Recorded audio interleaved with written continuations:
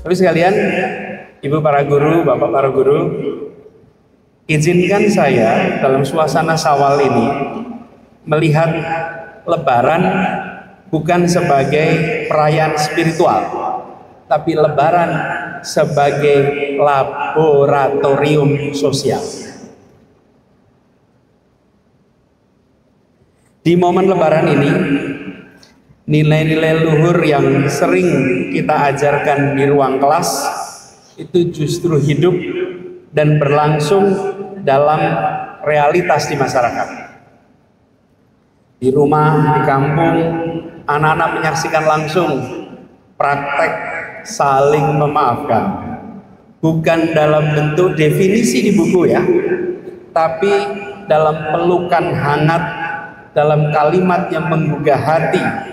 Dan disitulah pendidikan karakter yang sesungguhnya, pendidikan karakter yang paling nyata, bukan dalam bentuk nilai yang diukur, ditulis, tapi dalam bentuk praktek yang sangat terasa. Dan Lebaran ini, Ibu sekalian, momen langka di mana hierarki sosial itu runtuh dengan kesetaraan spiritual. Semua datang bersalaman tanpa sekat jabatan, tanpa tembok kekuasaan. Ini pelajaran tentang egalitarianisme yang tak mungkin bisa disentuh dan diajarkan hanya di ruang kelas. Dan saya istilahkan laboratorium sosial karena ini terjadinya hanya di Indonesia. Di tempat lain setelah Idul Fitri ya sudah ketemu Id Mubarak, selesai. Di kita setelah sholat Idul Fitri selama 1 bulan, semua yang kaku, yang beku dilenturkan, semua yang berjarak didekatkan. Nah, dalam situasi ini kita juga menyaksikan yang kaya berbagi dengan yang kurang, bukan karena survei, bukan karena laporan data, tapi karena rasa, karena hati yang disentuh selama 1 bulan di bulan suci Ramadan. Ini pelajaran tentang keadilan, ini pelajaran tentang keberpihakan, ini pelajaran tentang ketakwaan. Karena selama 1 bulan kita merasakan betul proses menuju derajat ketakwaan yang lebih baik. Ya ayyuhalladzina amanu kutiba alaikumusiyam kama kutiba alal ladzina min qablikum la'alakum tattaqun. Kita mengarah menuju takwa, dan 1 bulan itulah yang kemudian menjadi bekal memasuki bulan Syawal. Nah, kalau dalam konteks pendidikan, maka 1 bulan kemarin itu adalah kurikulum intervensi. Masuk bulan Syawal ini, saya melihat ini buat ibu bapak guru ada peran strategis menjadikan pengalaman sosial saat Lebaran sebagai bahan refleksi di ruang kelas. Jadi ibu bapak guru, kalau anak-anak kembali sesudah musim Lebaran, jangan cuma ditanya begini, bagaimana liburannya kemarin? Ya itu baik-baik saja, tapi tidak cukup. Tapi tanya begini, apa yang kamu pelajari dari pertemuan halal bihalal? Apa yang kamu pelajari dari permintaan maaf lahir dan batin? Dari situ anak-anak akan merasakan bahwa belajar itu bukan dari tulisan yang ada di papan tulis, bukan sekedar dari lisan gurunya, tapi belajar itu dengan melihat fenomena dan mengambil hikmah dari fenomena. Jadi pelukan nenek, pelukan ibu, kehangatan kumpul keluarga, obrolan keluarga jadi bahan pelajaran, tidak terlewat begitu saja. Ditambah lagi Mas sekalian, kita punya tradisi mudik. Walaupun kalau di Jogja ini hampir semuanya ansor gitu ya. Kalau di Jakarta mayoritas muhajirin di sana itu. Jadi kalau sudah waktu Lebaran ya semua keluar. Kalau Jogja barangkali bagian menampung ini yang banyak pergi. Nah, mudik ini Ibu sekalian jadikan sebagai bahan pelajaran di ruang kelas. Ketika anak-anak mau berangkat mudik, mau berangkat keluar kota, pesankan, nah nanti di jalan kau jangan buka HP terus, lihatlah keindahan perjalanan di perjalanan pulang, yang naik bis, yang naik kereta, yang pakai pesawat, yang naik mobil, sepanjang jalan lihatlah Indonesia. Jangan kita sepanjang jalan lihat HP. Kalau sepanjang lihat HP, nggak ada pengalaman perjalanan. Yang ada dan nonton HP. Yang kedua, ini adalah sebuah proses kembali ke akar, kembali kepada runtutan silsilah keluarga. Coba sekalian, ini materi anak-anak, jelaskan tentang keluarganya, asal muasalnya, kisahnya. Dan anak-anak itu kemudian diajarkan tentang identitas, diajarkan tentang akar asal muasal yang tidak boleh dilupakan. Nah, ini semua materi pelajaran. Lalu yang kecil-kecil sekalian, antri di jalan raya, berdesak-desakan di kendaraan umum. Di situ ada pelajaran tentang empati, belajar tentang sabar, yang itu semua jauh lebih kuat daripada sekedar disampaikan sebagai teori di ruang kelas.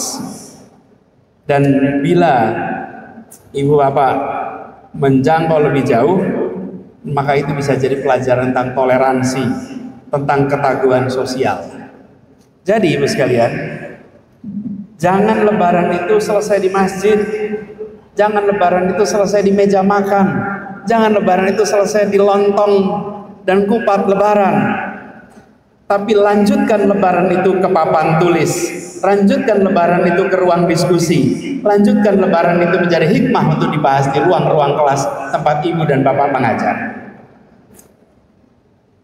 Dan saya yakin guru yang peka akan menangkap momen ini untuk membicarakan solidaritas, bukan hanya menyampaikan apa yang ada dalam silabus. Dan ibu sekalian, kita ini berada di zaman di mana pendidikan karakter ini sedang dicari-cari formulanya. Padahal kita ini sejak kecil sudah punya fenomena sosial yang bisa menjadi kurikulum sosial yang amat kaya. Setiap bulan Syawal itu datang. Tinggal bagaimana kita sebagai pendidik menghidupkan kembali pengalaman itu menjadi kesadaran yang bertumbuh, yang berkembang. Karena itu sekalian, di dalam kesempatan hikmah Syawalan ini, mari kita manfaatkan proses Syawalan sebagai laboratorium sosial. Dan dari sini anak-anak kita akan mendapatkan pengalaman yang lebih baik. Yang berikutnya, saya ingin sedikit menyinggung soal Syawal sebagai titik awal untuk pembaharuan sekolah-sekolah kita.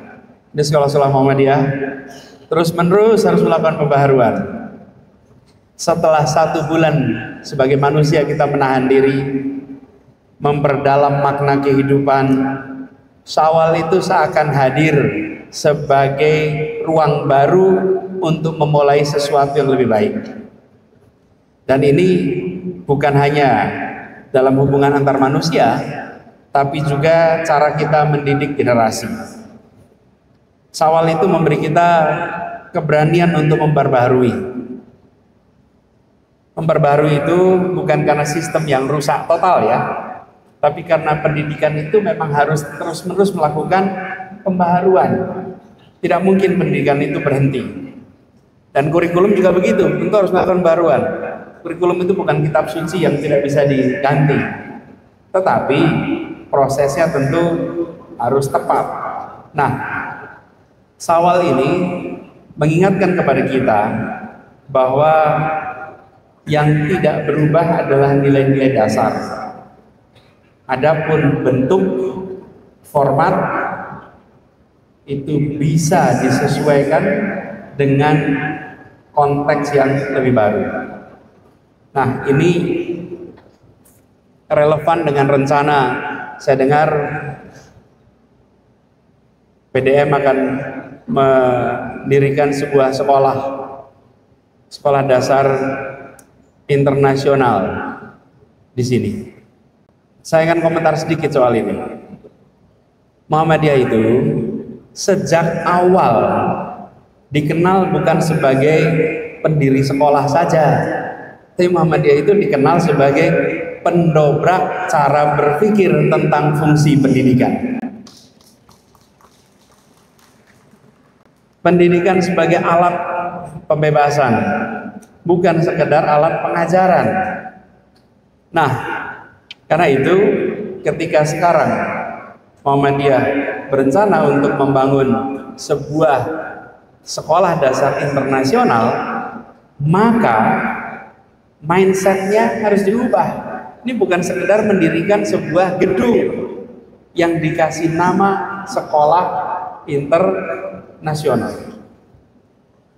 Saya cerita sedikit dulu sekalian. Beberapa tahun yang lalu saya dapat kesempatan mengunjungi Indian Institute of Management di Ahmedabad, India. Ini adalah salah satu sekolah manajemen terbaik dunia. Masuknya di situ sangat selektif, sangat kompetitif. Dan saya datang agak awal, lebih awal dari jadwal, sehingga pimpinan universitas sedang ada acara. Saya bilang saya mau mampir lihat-lihat ruangannya dulu. Dan begitu masuk ke ruang kelasnya, yang saya temui adalah papan tulis berwarna hitam dan kapur, bukan papan putih dengan spidol.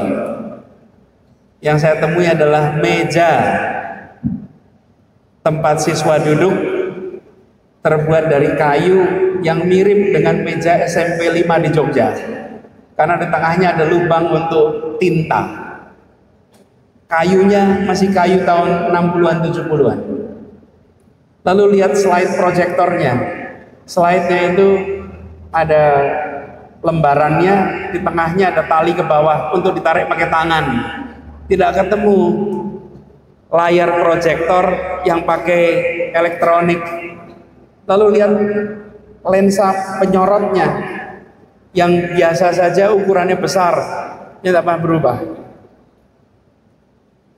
Tapi ketika saya jalan masuk ke perpustakaannya, saya menemukan perpustakaan yang sama dengan Massachusetts Institute of Technology, yang sama dengan Oxford, Harvard, dan universitas terkemuka dunia. Di situ kemudian kita melihat bahwa disebut sebagai sekolah berstandar internasional itu bukan dari jumlah AC di tiap ruang kelas, bukan dari seberapa canggih tablet yang digunakan murid, bukan dari seberapa modern tampilan luarnya, tetapi bagaimana mutu pikir ditumbuhkan, bagaimana nilai-nilai itu ditumbuhkan setiap hari dengan standar internasional. Bukan kosmetiknya, tapi substansinya yang berskala internasional. Ini yang harus jadi perhatian. Jangan sampai kita bangun sekolah disebut internasional karena kosmetiknya, tampilan fisiknya. Kita harus mengubah cara pandang itu semua. Apalagi sekalian, hari ini kita sering menyaksikan ada generasi baru yang sudah amat sejahtera, yang ingin anak-anaknya bersekolah-sekolah internasional. Ingat, sekolah internasional bukan disamakan dengan sekolah serba mahal. Bukan pada harganya dia disebut internasional, tapi pada kualitasnya dia disebut internasional. Karena kalau tidak, nanti kita akan terjebak. Ada 3 urusan yang membuat bangsa kita ini sering tidak bisa maju berkembang. 1, feodalisme. 2, hedonisme. 3, materialisme. 3 itu akan dilanggengkan kalau kita membangun institusi pendidikan internasional hanya menggunakan harga biaya untuk patokan. Pendidikan itu mahal Bapak Ibu sekalian, tetapi keterbelakangan itu jauh lebih mahal. Pendidikan itu mahal, tapi kebodohan itu jauh lebih mahal. Karena itu saya katakan bukan murah, tapi biaya pendidikan yang setara dengan kualitas, dan itu sebagai investasi. Karenanya kalau nanti membangun sekolah internasional, jadilah sekolah yang boleh elit tapi jangan eksklusif. Kita seringkali menyamakan yang disebut sebagai elit itu pasti eksklusif, bukan. Inklusif itu harus, tapi elit itu boleh. Boleh, eksklusif jangan. Kalau eksklusif kita menyaring berdasarkan strata sosial ekonomi. Kalau elit kita menyaring berdasarkan kompetensi, potensi yang ingin dikembangkan. Karena itu saya membayangkan ukuran kinerjanya harus disiapkan dari sekarang bagi sekolah internasional ini. Misalnya, yang membuat sebuah institusi pendidikan itu berkualitas global itu gedungnya, ruangnya, atau gurunya? Gurunya Bapak Ibu sekalian. Nomor satu gurunya. Karena itu kalau mau mempersiapkan sekolah internasional 2027, maka gurunya diseleksi dari sekarang. Lalu seleksi itu belum selesai sampai 2 tahun yang akan datang. Fase terakhir seleksi 2 tahun proses persiapan. Nanti di ujung baru diambil. Pilih 10 orang sebagai calon kepala sekolah. Nanti 2027 dipilih salah satu jadi kepala sekolah. Tidak otomatis. Kenapa? Guru-guru yang berprestasi, guru-guru yang mau berkembang dimasukkan dalam proses seleksi. 2 tahun yang akan datang nanti masuk sekolah internasional Muhammadiyah. Muhammadiyah sudah memiliki kekuatan ekonomi, tidak perlu takluk dengan penjajah-penjajah yang lain yang mau memperjualbelikan kelas dengan harga yang mahal. Tidak perlu. Muhammadiyah sudah punya kekuatan itu. Jadikan sekolah internasional Muhammadiyah itu elitnya karena kualitas, bukan karena harga. Karena harga nanti jadinya eksklusif. Dan ini Bapak sekalian, contohnya sudah banyak di banyak negeri yang maju. Sekolah terbaik itu fokusnya pada kualitas bahan ajar, pada intensitas pembelajaran, pada daya kritis murid, bukan pada kekayaan fasilitasnya. Sama sekali bukan. Maka jika Muhammadiyah ini mau memulai, mulailah dengan menyiapkan guru sebagai ilmuwan kecil, sebagai pustaka jantungnya sekolah, sebagai pemantik kemampuan berpikir kritis, sebagai teladan di dalam perilaku, dan sebagai inspirasi untuk budaya diskusi, sebagai denyut keseharian proses pembelajaran. Jadi anak-anak yang sekolah di sini nantinya disiapkan oleh Muhammadiyah untuk menjadi warga dunia, bukan sekedar warga Jogja, bukan sekedar warga Indonesia, tapi warga dunia disiapkan di sekolah. Tapi itu tandanya Bapak sekalian, bukan sekedar piawai berbahasa internasional, tapi juga paham tentang akar nilai budaya kita. Itulah yang saya usul perlu jadi perhatian. Dan Bapak sekalian, gedungnya Bapak sekalian, gedungnya harus mencerminkan pengajaran abad 21. Ini kita sering tantangan ini. Sering tantangan kita. Kenapa ini saya sebut sering tantangan? Ini ya Pak Afnan yang kita sering alami nih Pak Afnan. Murid kita abad 21. Gurunya abad 20. ruang sekolahnya abad 19. Coba di foto sekolah Muhammadiyah Muhammadiyah belum ada abad 19. Cek sekolah-sekolah abad 19. Lihat fotonya, sama dengan ruang-ruang kita sekarang. Ibu sekalian, proses belajar berubah. Ada banyak sekali cara membagi kelas 1, 2, 3, 4, 5 yang tidak menggunakan pembagian ruang tradisional. Contohnya banyak sekali. Lalu, ibu sekalian, yang tidak kalah penting penilaian. Kita semua mengajarkan kolaborasi, tapi penilaian kita masih individual. Coba dipikirkan. Jadi Muhammadiyah mendirikan sekolah internasional ini, tolong jangan nanggung. Jadikan terobosan yang dibuat lewat sekolah internasional ini seperti terobosan yang dilakukan Muhammadiyah 100 tahun yang lalu ketika mendirikan TK Aba pertama kali. Ketika TK Aba pertama kali didirikan tuh Indonesia kaget. Saya termasuk alumni nih. Saya alumni TK Aba di Ndagen. Itu saya lihat ketika pertama kali menggunakan kurikulum yang baru yang mengejutkan. Jangan sekedar ikut arus yang dorongan pendidikan sekolah mahal untuk memenuhi kebutuhan pasar. No. Muhammadiyah tidak perlu memenuhi kebutuhan pasar seperti itu. Muhammadiyah usianya amat panjang, visioner, karena itu jadilah contoh di dalam pendirian institusi dasar pendidikan internasional untuk umat Islam di Indonesia. Nah, Bapak sekalian, ini juga yang menjadi tantangan bagi kita sekarang. Ibu bapak guru semua punya HP, semua ya, pegang HP. Benar ya, Bu? Pertanyaan Bapak sekalian, Bapak Ibu ini di abad 21. Kalau di abad 21, maka harus melek teknologi. Ada satu pertanyaan ini Ibu Bapak. Bisakah Ibu dan Bapak guru digantikan oleh teknologi? Bisa nggak Bapak Ibu? Ini saya tanya sama guru nih, manggut atau geleng Bapak Ibu? Bisa nggak diganti? Enggak, dari sini Ibu bilang gini. Ada yang bilang setuju nggak gini? Saya tanya lagi, bisakah Ibu Bapak guru diganti teknologi? Iya, masuk pekerjaan saya diganti teknologi gitu kan?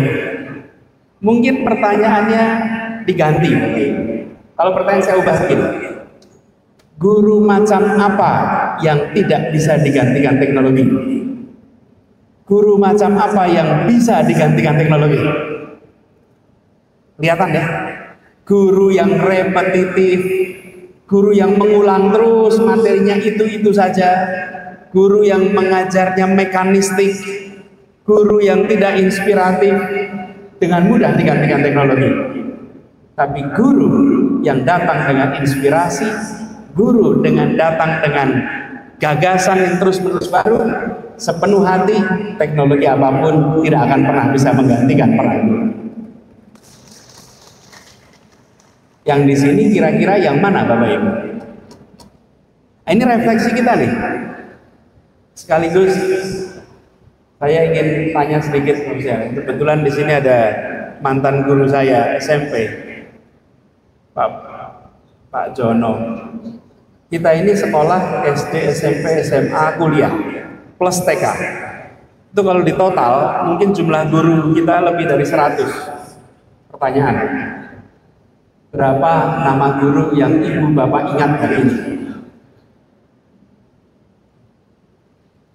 Ada yang ingat 25? Langsung 25. 20? Bapak Ibu, rata-rata observasi saya yang langsung muncul di kepala itu 3 sampai 5. Yang luar biasa paling 10. Pertanyaannya, guru apa yang diingat Bapak Ibu? Guru seperti apa yang diingat? Galak. Jadi kalau dipikir-pikir, yang diingat itu 2. Guru yang menyebalkan dan guru yang menyenangkan. Nah, saya ingat terus ini Pak Jono, karena Pak Jono ini guru BP yang menginspirasi pada waktu itu, nggak lupa. Dan ratusan ribuan anak muridnya nggak lupa. Tapi guru yang repetitif, yang tidak menginspirasi, apalagi yang itu sama sekali tidak diingat. Pertanyaannya, Ibu dan Bapak yang hadir di Sawalan ini 20 tahun lagi, 30 tahun lagi, kalau murid-murid yang ditanya siapa nama gurunya, kita masuk rombongan yang mana? Rombongan yang diingat atau rombongan yang dilupakan? Insya Allah yang ada di sini adalah rombongan guru yang akan terus diingat oleh murid-muridnya nanti. Jadi sekalian kami hormati, ini semua adalah bahan refleksi bagi kita. Karena ada perubahan yang begitu cepat, maka guru harus jadi pembelajar. Harus jadi pembelajar. Dan itu artinya kita membayangkan anak-anak kita di kemudian hari akan hidup di era yang baru, dari sekarang dibekali dengan materi dan ditemani dengan guru yang inspiratif. Apalagi kita tahu kalau kita semua ditanya, belajar itu lebih banyak didapat dari bukunya atau dari gurunya.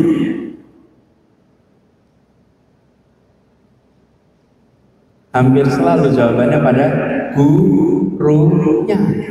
Gurunya, bukan bukunya. Dan yang membuat kita menyukai mata pelajaran itu bukunya atau gurunya? Gurunya. Mata pelajaran yang berat umumnya, tapi kalau gurunya itu menyenangkan dan meringankan, itu mata pelajaran itu bisa menjadi disukai. Saya suka belajar sejarah karena guru sejarah SD saya itu sangat inspiratif. Pak Suratno namanya, sangat inspiratif, dan itu membuat kita terus terinspirasi. Dan guru agama saya Pak Barozi itu yang pertama kali memberikan saya tugas jadi khotib Idul Adha kelas 5 SD. Wah, itu tidak terlupakan Pak Barozi ngajari saya nih, belajar jadi khotib kelas 5 SD. Nah, terlupakan guru-guru ini. Ibu sekalian, bayangkan kita dalam suasana itu, di mana kita menanamkan bibit-bibit inspirasi kepada anak-anak untuk kemudian mereka tumbuh besar dalam perjalanan nanti. Nah, tradisi yang ada di Muhammadiyah adalah tradisi pembaharuan. Karena itu setiap guru Muhammadiyah harus menjadi pembaharu di tiap ruang kelasnya masing-masing.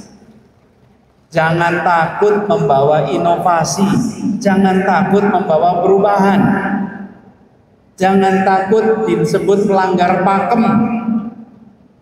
Ini saya sering berikan contoh, bapak-bapak, ibu yang berada di sini itu banyak pakai kemeja batik, itu pelanggaran pakem. Pelanggaran pakem, apalagi di Jogja.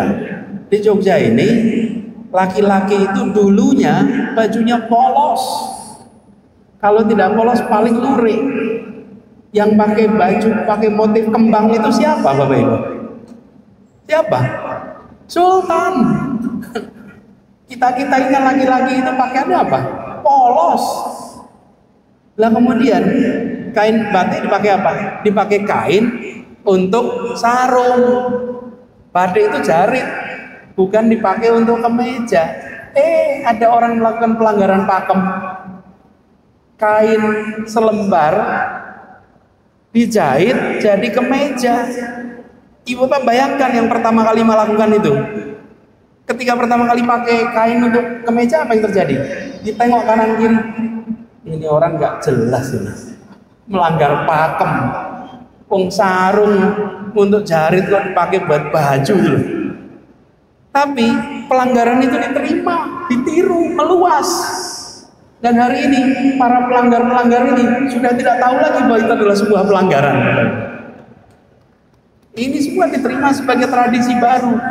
Yang disebut sebagai budaya hari ini adalah inovasi masa lalu. Inovasi yang diterima, dipraktekkan disebut budaya. Nah, guru-guru Muhammadiyah di kelasnya masing-masing jadilah pembaharu, jadilah inovator untuk mendorong inovasi itu semua. Jadi Bapak sekalian kami hormati, di dalam kesempatan ini saya ingin berharap bahwa dorongan perubahan dalam konteks pendidikan itu terjadi ruang kelas. Dan Pak Ketua PD yang saya hormati Pak Aris Adani, awalan ini saya usul dijadikan sebagai awalan baru Pak Aris, awalan baru bagi sekolah-sekolah Muhammadiyah untuk menggunakan peristiwa Syawal sebagai pelajaran ambil hikmah dan menggunakan peristiwa Syawal ini untuk menambah kapasitas di dalam menginspirasi di ruang kelas masing-masing. Insya Allah Ibu dan Bapak sekalian akan menjadi guru-guru tak terlupakan yang akan muncul dalam benak murid-muridnya setiap mendoakan guru-gurunya di perjalanan kemudian hari.